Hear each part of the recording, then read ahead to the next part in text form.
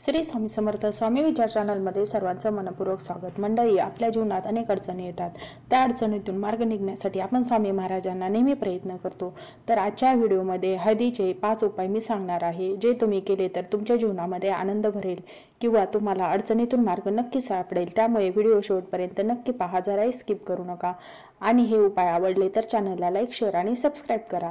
तर कोणते आहेत ते उपाय पाहूया या व्हिडिओच्या माध्यमातून। जर तुम्हाला गुरुवारी काही कामासाठी बाहेर जावे लागत असेल तर गुरुवारी श्री गणेश महाराजांना हळदीचा तिलक लावावा। तसेच तुमच्याही कपाळावर हळदीचा तिलक लावून घराबाहेर पडा। असे केल्याने त्या कामामध्ये नक्की यश मिळेल। आपल्या घरामध्ये जर वास्तुदोष असेल तर घराच्या प्रत्येक कोपऱ्यामध्ये थोडी थोडी हळद फुंकर मारली तर त्याने वास्तुदोष कमी होतो व आपली अडलेली कामे नक्की पूर्ण होतात। रात्री झोपेत जर वाईट स्वप्न पडत असतील तर हळदीच्या गाठीवर कळवा किंवा मोदी बांधा आणि ते डोक्यावर ठेवून रात्री झोपायचं। असे केल्याने तुम्हाला स्वतःमध्येच फरक दिसू लागेल। तुम्ही जर आर्थिक तंगीमुळे त्रस्त असाल तर गुरुवारी हळद आणि अक्षता घेऊन विष्णू सहस्रनामाचा पाठ करा। असे केल्याने विष्णू प्रसन्न होतील व तुमची अडलेली कामे नक्की पूर्ण होतील। तसेच तुमच्या आर्थिक संकटातूनही सुटका होईल।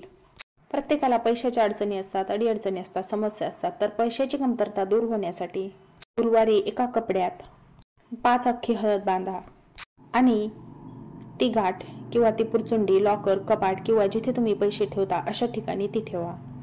असे केल्याने पैशाची कमतरता दूर होऊ शकते। त्यानंतरचा उपाय म्हणजे प्रत्येक गुरुवारी जर तुम्ही आंघोळीच्या पाण्यात थोडीशी चिमूटभर हळद टाकून आंघोळी केली तर त्याने आपले भाग्य बलवान होते।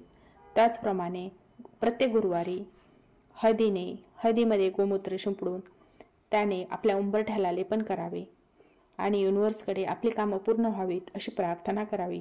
तर मंडळी, हे हळदीचे उपाय तुम्हाला कसे वाटले, आवडले असतील तर कमेंट करून नक्की सांगा किंवा तुम्ही गुरुवारी कोणते उपाय करता हेही सांगा। त्याचप्रमाणे असेच नवनवीन व्हिडिओ पाहण्यासाठी या चॅनलला लाईक, शेअर आणि सबस्क्राईब करा। पुन्हा भेटू अशाच नवीन व्हिडिओसह। तोपर्यंत श्री स्वामी समर्थ। धन्यवाद।